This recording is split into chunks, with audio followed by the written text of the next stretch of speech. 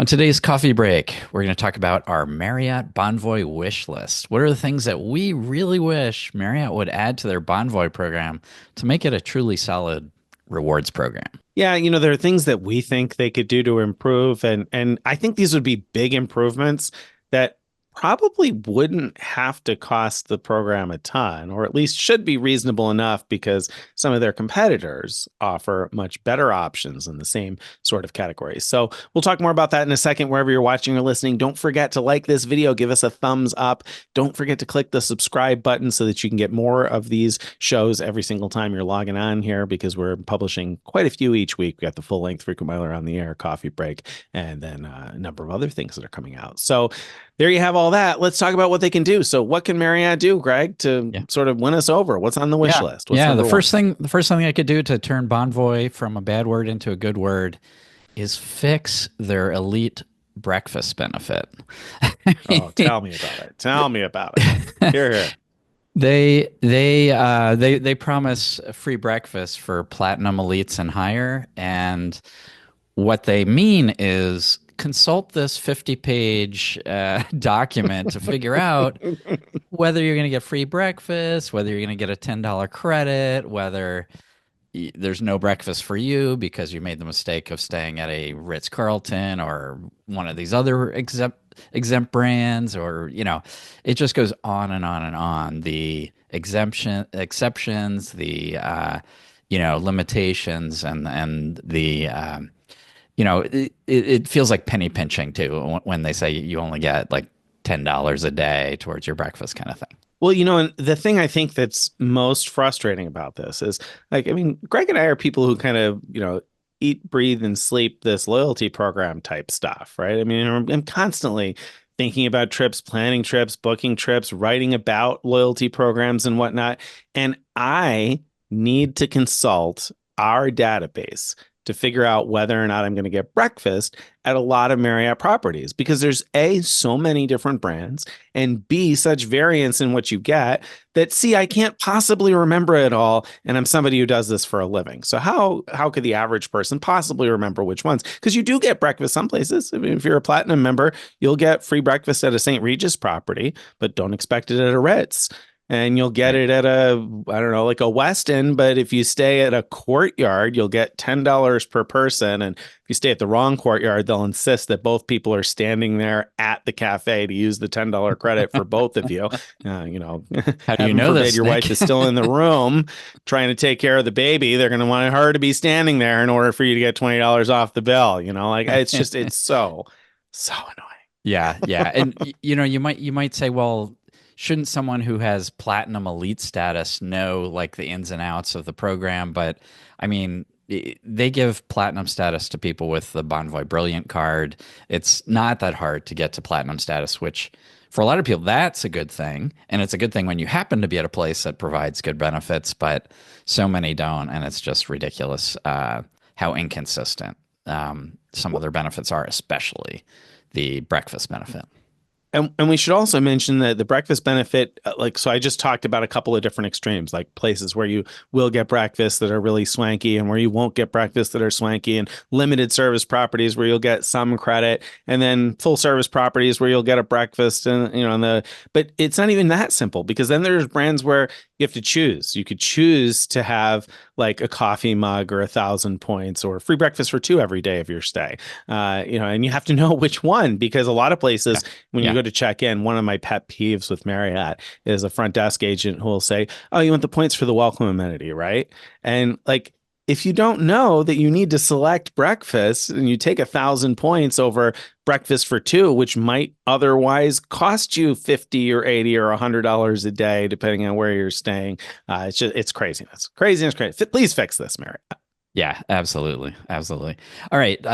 Next thing. What's the next thing they can do to make Bonvoy a less bad word? They could clear nightly upgrade awards from the time of booking. So if you earn at least 50 elite nights in a calendar year, then you get a choice benefit at 50 nights and another choice benefit at 75 nights. And one of the choices is that you can choose to get 5 nightly upgrade awards. These used to be called suite upgrade awards, but Marriott stopped promising a suite I mean, they started giving you more opportunity to use it on a variety of different meaningful upgrades. And so you could choose what type of room you would like to have. And so you could book a standard room and then try to apply one of these nightly upgrade awards and check off the boxes for which room types you're happy to take. But the way they work today is they don't even start looking for availability until we're back up to 5 now, right? 5 days Five before check-in. 5 days for a lot of hotels, 3 days for some others, and so Right. this again, Right. it's sort of approaching their breakfast direction with this, how complicated it is. But regardless of whether it's today 3 or 5, that doesn't give you time to plan your holiday.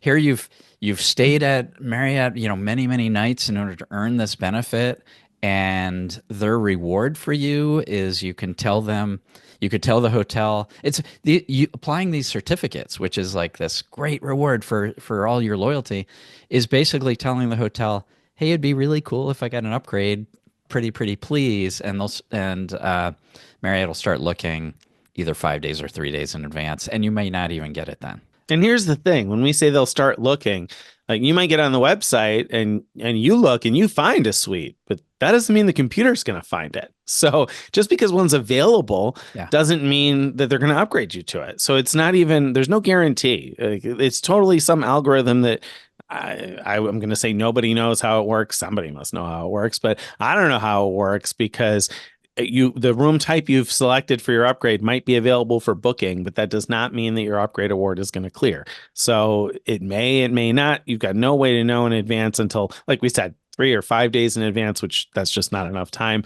Because if I really want a premium room, I want to know whether one of these things is going to clear far enough in advance to make different plans if it's not going to. So, Right. so anyway, yeah, Right. it would be great to see those clear the time of booking, which of course Hyatt has long done. You can confirm a suite at the time of booking with a Hyatt suite upgrade. So Marriott, Yeah. Yeah. come on. And you might say, well, Hyatt's a much smaller chain, which is true, so they can get away with other things. But look at IHG. I mean, they're huge, and now they don't do time of booking, but they'll let you clear 14 days in advance, and it's not you either clear or you don't. It's not a maybe it'll happen or maybe it won't. You'll know 14 days in advance if you try to apply your suite upgrade from IHG, whether you got the suite, and then you can make your plans around that. And that's just so much better than how Marriott has it. Yeah, All right. agreed. So, All right, last but not least, what's yeah, the or next at least? What else could they do to improve the Marriott Bonvoy program? third and final on our list is remove the 15K limit for topping up free night certificates.